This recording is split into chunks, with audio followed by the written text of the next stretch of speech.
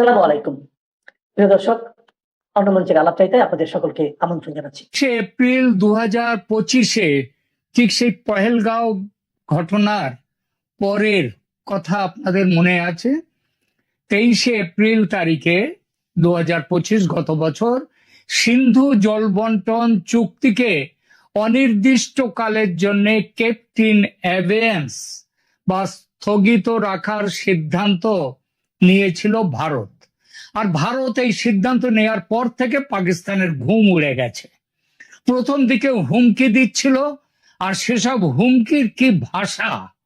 পাকিস্তানের এনএসসি বা national security কমিটির হুমকি কি ছিল মনে করিয়ে দিই। ভারতের সিদ্ধান্ত ঘোষিত হতেই প্রধানমন্ত্রী শেহবাজ শরীফের সভাপতিত্বে 24শে এপ্রিল মানে ঠিক পরদিনে পাকিস্তানের সেই বৈঠকে সিদ্ধান্ত হয় পাকিস্তানের প্রাপ্য জল বন্ধ করা বা নদীর প্রবাহ ঘুরিয়ে দেওয়ার যে কোনো প্রচেষ্টা যুদ্ধের কাজ অ্যাক্ট অফ ওয়ার হিসেবে দেখবে পাকিস্তান। আরো কি বলা হয়েছিল? বলা হয়েছিল পাকিস্তান এর জবাব দেবে ফুল force across the complete spectrum of national পাওয়ার। বাংলায় যার অর্থ রাষ্ট্রের হাতে থাকা রাজনৈতিক, কূটনৈতিক, অর্থনৈতিক এবং সামরিক শক্তির সবকিছু দিয়ে উত্তর দেয়া হবে, মানে সরাসরি যুদ্ধের হুমকি। পাকিস্তানের প্রাক্তন বিদেশ মন্ত্রী এবং পাকিস্তান পিপলস পার্টির নেতা বিলাওয়াল ভুট্টো জারদারি তিনি সিন্ধুর তীরে এক জনসভায় দাঁড়িয়ে বলেন, সিন্ধু আমাদেরই থাকবে। এই নদীতে হয় পাকিস্তানের জল বইবে, নয় ভারতীয়দের রক্ত বইবে। বিলাওয়াল প্রাক্তন বিদেশ মন্ত্রী এবং পাকিস্তানের অন্যতম প্রধান রাজনৈতিক নেতা হওয়ায় বক্তব্যটির কূটনৈতিক গুরুত্ব খাটো করে দেখা যায় না।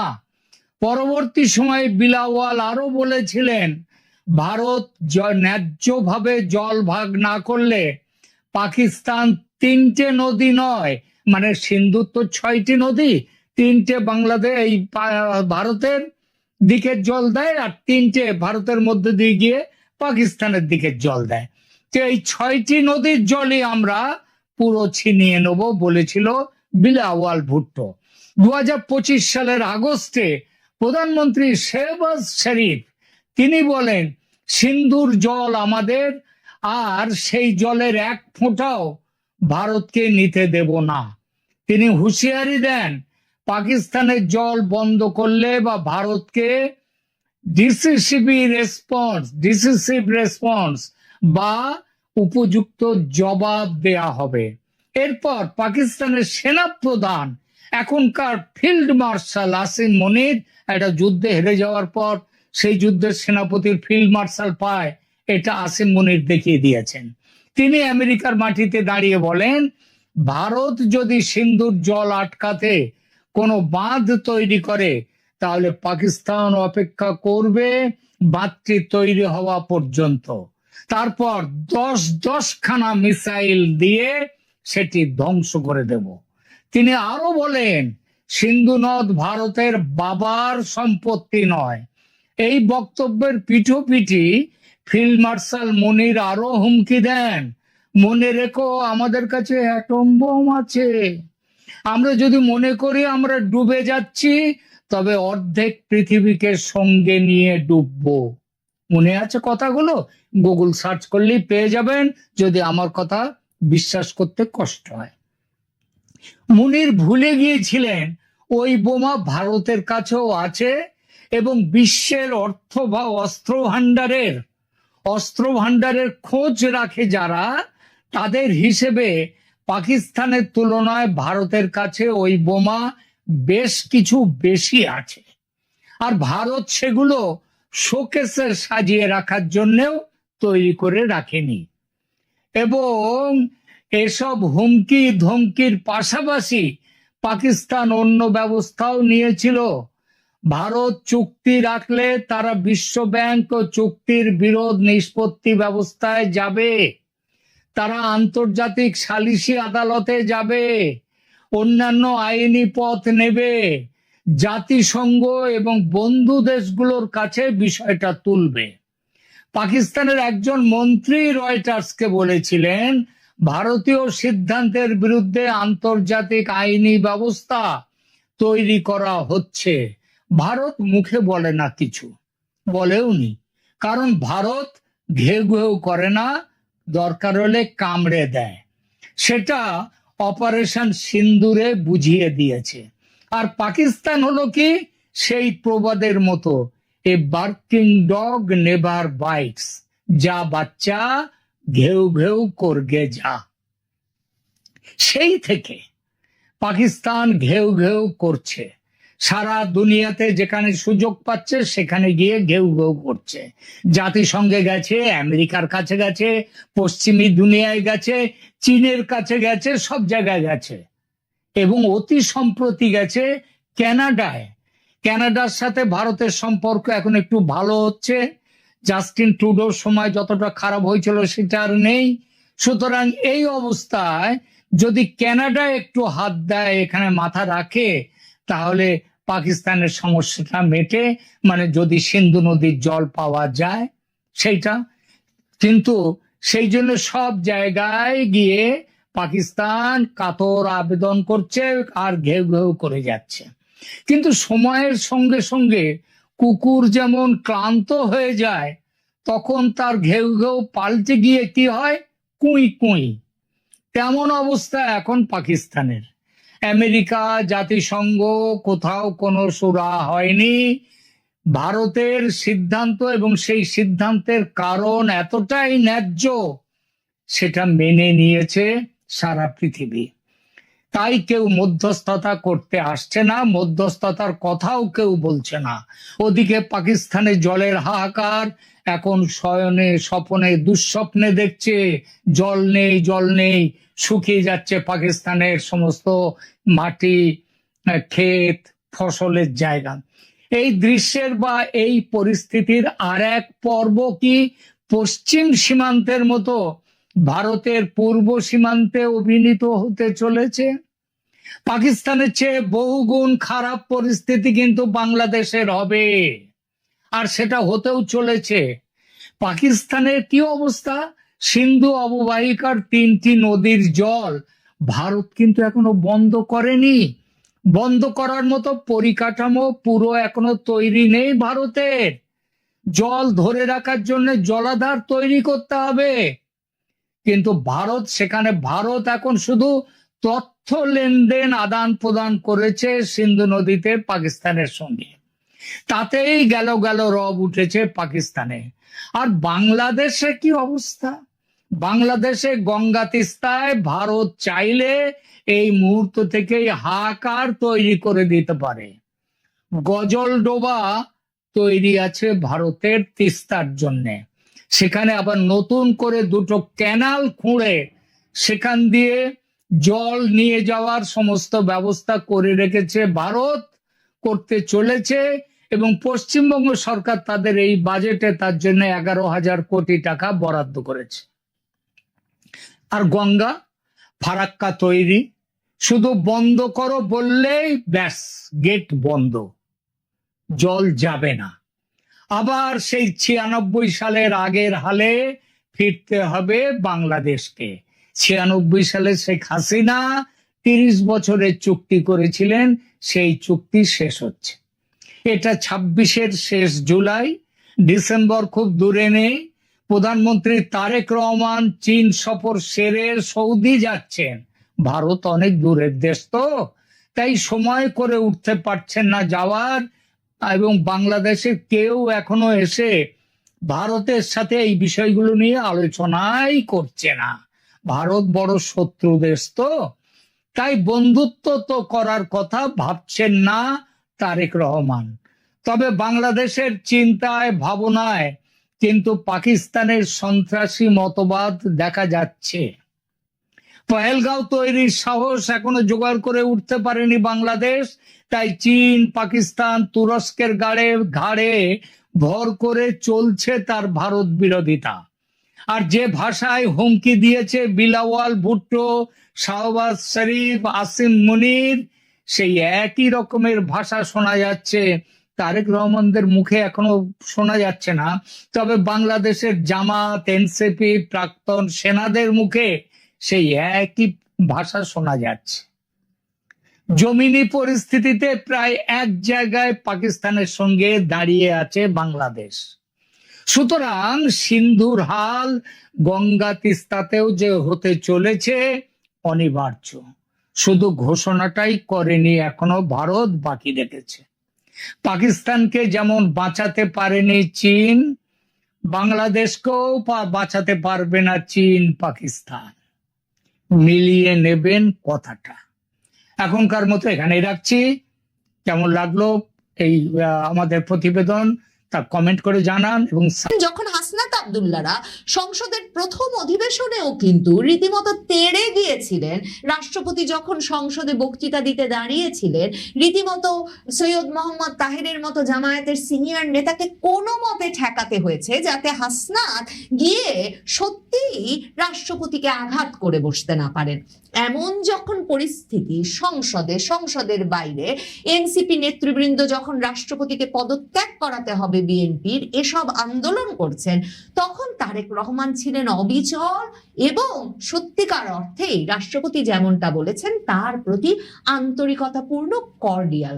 বাংলাদেশে আবারও রাষ্ট্রপতি শাহাবুদ্দিন চুপ্পুর পদত্যাগের খবর শিরোনাম হওয়া শুরু হয়েছে সামাজিক যোগাযোগ মাধ্যমে কিংবা নানা আড্ডায়, যেটা কদিন থেকে একটা কানাঘুষার মতো ছিল যে রাষ্ট্রপতি কি পদত্যাগ করতে পারেন, রাষ্ট্রপতি কি খুব শিগগিরই সরে যাচ্ছেন কিনা। সেই ঘটনাটি এই যে সকল শীর্ষস্থানীয় মূলধারার সংবাদ মাধ্যমেও শিরোনাম হয়ে উঠতে পারলো। যেমন ধরেন ইত্তেফাক শিরোনাম করেছে পদত্যাগ করছেন রাষ্ট্রপতি মোহাম্মদ শাহাবুদ্দিন। এরকম যে ঘটনা ঘটতে পারলো তার একটা বিশেষ কারণ হচ্ছে যে ফেসবুকে অত্যন্ত সক্রিয়, সামাজিক যোগাযোগ মাধ্যমে অত্যন্ত সক্রিয়, বাংলাদেশের রাজনীতি নিয়ে প্রতিদিনই নানা রকম পোস্ট দেওয়া আল জাজিরার সাংবাদিক জুলকারনাইন সায়ের ফেসবুকে একটা পোস্ট দিয়ে বলেছেন যে রাষ্ট্রপতি শাহাবুদ্দিন খুব শিগগিরই 2-3 দিনের মধ্যে শারীরিক অসুস্থতার কারণ দেখিয়ে পদত্যাগ করতে পারেন এবং তিনি বলেছেন যে আগামী কয়েকদিনের মধ্যেই স্বাস্থ্যগত কারণ দেখিয়ে শুধুমাত্র যে রাষ্ট্রপতি শাহাবুদ্দিন পদত্যাগ করবেন তাই নয়, এই পদে বিএনপি তার দলীয় কোনো শীর্ষ নেতাকে ভাবছে না, বরং তাদের পছন্দের তালিকায় রয়েছেন বাংলাদেশের মন্ত্রী পরিষদ সচিব নাসিমুল গনি। এরকম করে কে রাষ্ট্রপতি হতে যাচ্ছেন এবং তাতে একটা বিস্ময়কর নাম উল্লেখ করে জুলকারনাইন সায়ের ওই পোস্ট দেওয়ার পর সকল বাঁধ ভেঙে যায় এবং মূলধারার সংবাদ মাধ্যমগুলো সেই সংবাদটিকে ধরেই শিরোনাম করা শুরু করে রাষ্ট্রপতি শাহাবুদ্দিন পদত্যাগ করছেন। এখন রাষ্ট্রপতি শাহাবুদ্দিন চুপ্পুর পদত্যাগের বিষয়টা সেই 2024-এর আগস্টে শেখ হাসিনার পতনের পর থেকে এত আলোচিত হয়েছে যে তিনি সত্যি পদত্যাগ না করা পর্যন্ত বা তাকে সরিয়ে যদি বিএনপি সরকার, তারেক রহমান সরকার তার মেয়াদ শেষের আগেই না দিয়ে দেন, মানে যেদিন ঘটনাটা ঘটবে তার আগ পর্যন্ত নিশ্চিত করে বলা অসম্ভব যে রাষ্ট্রপতি শাহাবুদ্দিন সত্যি সরে যাচ্ছেন। কিন্তু এমন একটা সময় এরকম একটা খবর কেন ছড়ানো হলো, কেন জুলকারনাইন সায়ের এরকম একটা পোস্ট দিলেন?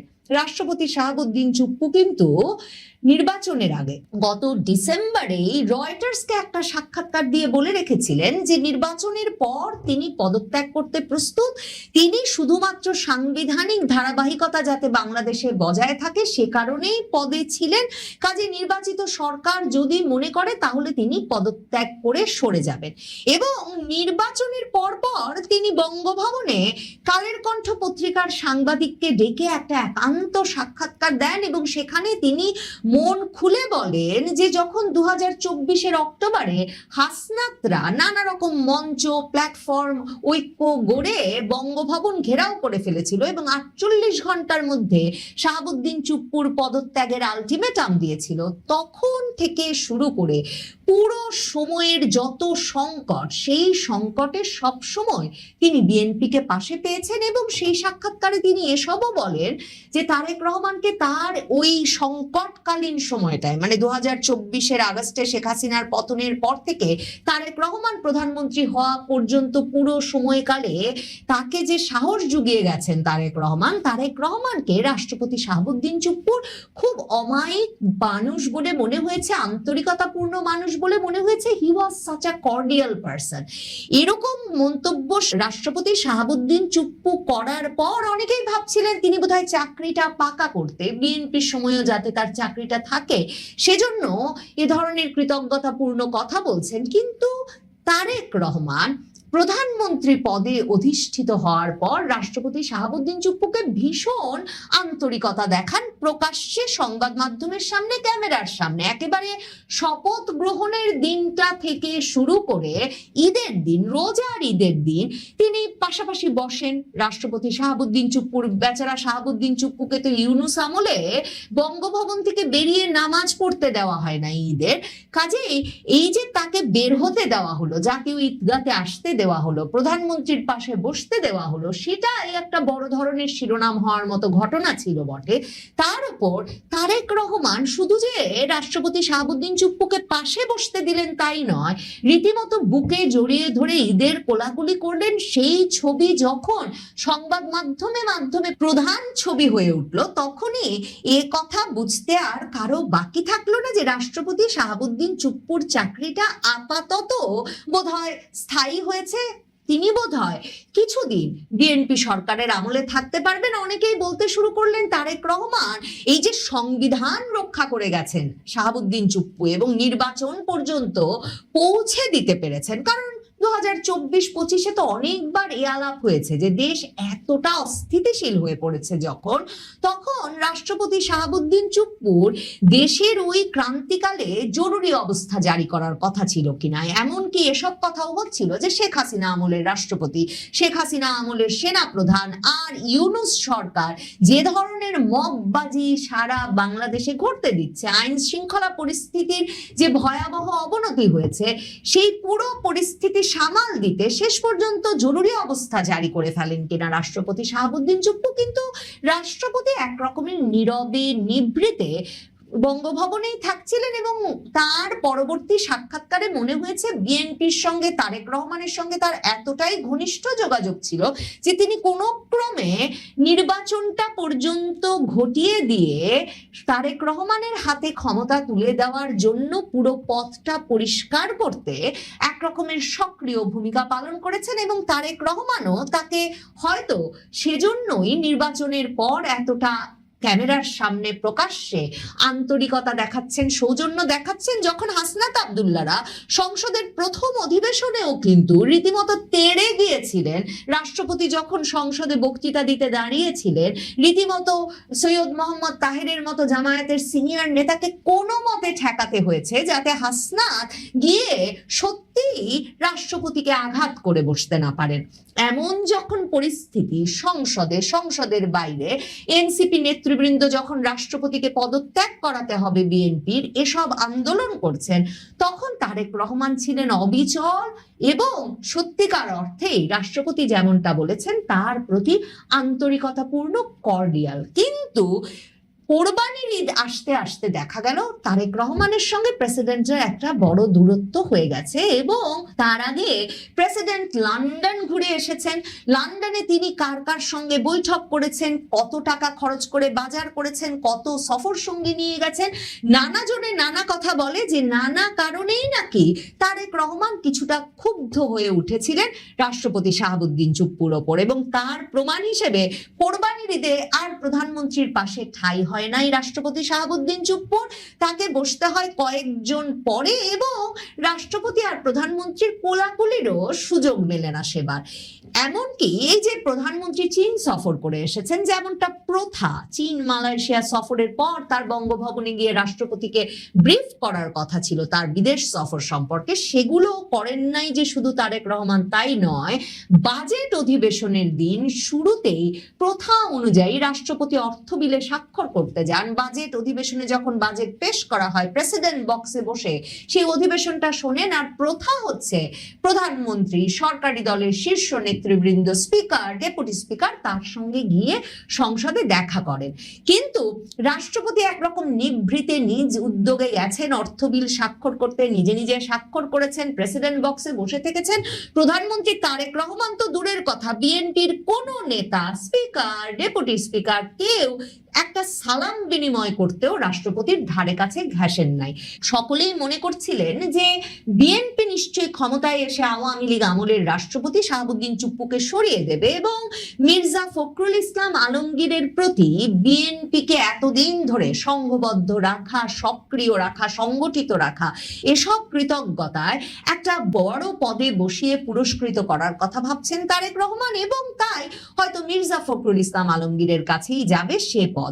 যুগান্তর সে সময় একটা প্রতিবেদন করেছিল কে হতে যাচ্ছেন রাষ্ট্রপতি, সেখানে তারা তখন বলেছিল যে মির্জা ফখরুল ইসলাম আলমগীর ছাড়াও দলের স্থায়ী কমিটির সদস্য ডক্টর খন্দকার মোশাররফ হোসেন, ডক্টর আব্দুল মুইন খান, নজরুল ইসলাম খান এরাও আছেন আলোচনায়। তবে সবচেয়ে জোরালো ভাবে মির্জা ফখরুল ইসলাম আলমগীর এবং খন্দকার মোশাররফ হোসেনের কথা শোনা যাচ্ছে। অথচ এখন হঠাৎ করে এমন একটা নাম সামনে চলে এলো, মন্ত্রী পরিষদ সচিব নাসিমুল গনি, যিনি বিএনপি আমল আসবার পরে যে সরকারের সবচেয়ে উচ্চতম কর্মকর্তার পদটিতে দায়িত্ব পেয়েছেন, সেটাও অনেককে বিস্মিত করেছিল। নাসিমুল গনি শেখ হাসিনার আমলে 2009 সাল থেকে 13 সাল পর্যন্ত ওএসডি ছিলেন এবং 2013 সালে তাকে 4 বছর ওএসডি থাকার পর অবসরে পাঠানো হয়েছিল। 2024 সালে ইউনূস সরকার আসবার পরেই তাকে ফিরিয়ে এনে সিনিয়র সচিব পদে চুক্তিভিত্তিক নিয়োগ দিয়ে প্রথমে রাষ্ট্রপতির কার্যালয়ে নিয়োগ দেওয়া হয়েছিল, তারপর এনে তাকে স্বরাষ্ট্র সচিব করা হয় এবং স্বরাষ্ট্র সচিব তিনি হওয়ার পরেই ভারতের সংবাদ মাধ্যম, শীর্ষস্থানীয় সংবাদ মাধ্যমগুলো সয়লাভ হয়ে যায় এ খবরে যে নাসিমুল গনি হচ্ছেন সেই ব্যক্তি যিনি বাংলাদেশে হিজবুত তাহরিরের প্রতিষ্ঠাতা সদস্যদের একজন। এবং ইউনূস আমলে ওই সময়টা এমন সময় যখন 2024-এর 5ই আগস্টে শেখ হাসিনা সরকারের পতনের পরপরই কালেমা লেখা কালো পতাকা নিয়ে হিজবুত তাহরিরের সদস্যরা প্রকাশ্যে বেরিয়ে এসেছেন। তারা নিষিদ্ধ ঘোষিত সংগঠন হলেও ঢাকা শহর সহ সারা বাংলাদেশে তাদের খেলাফত প্রতিষ্ঠার ডাক সহ পোস্টার দেয়ালে দেয়ালে শোভা পাচ্ছে। বিভিন্ন শিক্ষা প্রতিষ্ঠান থেকে হিজবুত তাহরিরের পতাকা নিয়ে মিছিল হচ্ছে এবং হিজবুত তাহরির রীতিমতো মার্চ ফর খেলাফতের ডাক দিচ্ছে ঢাকা শহরে। আর যখন তখনকার মার্কিন জাতীয় গোয়েন্দা প্রধান তুলসি গ্যাবার্ড ভারতে বসে সংবাদ মাধ্যমকে বলছেন যে বাংলাদেশে একটা খেলাফত প্রতিষ্ঠার চেষ্টা চলছে এবং সেটা মার্কিন যুক্তরাষ্ট্রকে উদ্বিগ্ন করে। এহেন নাসিমুল গনিকে বিএনপির শীর্ষ নেতাদের বাদ দিয়ে মন্ত্রী পরিষদ সচিবের মতো ক্ষমতাধর পদ থেকে রাষ্ট্রপতি পদে নিয়োগের যে খবর এখন বেরিয়ে আসছে, সেটা অনেকেই মনে করছেন হয়তোবা এক রকমের পরীক্ষা করে দেখা হচ্ছে যে নাসিমুল গনি যদি রাষ্ট্রপতি হন বা তার নাম প্রস্তাবিত হয় তাহলে ব্যাপারটা কেমন হয়, কিংবা নাসিমুল গনিকেও যে রাষ্ট্রপতি পদে নিয়োগ দেওয়া যেতে পারে, এই প্রস্তাবটা হয়তো সবার সামনে কেউ একজন তুলে ধরতে চাইছেন। তবে নাসিমুল গনিকে মন্ত্রী পরিষদ সচিব পদ থেকে সরিয়ে দেওয়ার আর কোনো উপায় না দেখে এতটাই ক্ষমতাধর এই ব্যক্তি হয়ে উঠেছেন হয়তো স্বরাষ্ট্র সচিব পদে ইউনূসের আমলে থাকায়, যিনি হয়তো অনেক গোপন ঘটনার সাক্ষী, যিনি নির্বাচনটার সময় কি ঘটেছে, কেন ঘটেছে, কিংবা ডিসেম্বরে হাদির হত্যাকাণ্ডের পরে যে টালমাটাল পরিস্থিতি, প্রথম আলো, ডেইলি স্টার, ছায়ানটে আগুন, এবং এখন যে ইউনূস আমলের উপদেষ্টারা বেরিয়ে বলছেন যে সে সময় পরিস্থিতি অস্থিতিশীল করতে, নির্বাচন পিছিয়ে দিতে অন্তর্বর্তীকালীন সরকারের উপদেষ্টাদের ভেতরে গড়ে তোলা কিচেন ক্যাবিনেট সক্রিয় ভূমিকা পালন করেছেন। এসব বিষয়ে নানা নানা রকম তথ্য আছে বলেই নাসিমুল গনিকে একটা গুরুত্বপূর্ণ রাষ্ট্রীয় পদে বসিয়ে রেখে মন্ত্রিপরিষদ সচিব পদ থেকে সরিয়ে দেওয়া গুরুত্বপূর্ণ কিনা সেটাই বা কে বলতে পারে। আরব বসন্তে নির্বাচিত সরকার তো বেশি দিন ক্ষমতায় থাকতে পারেনি।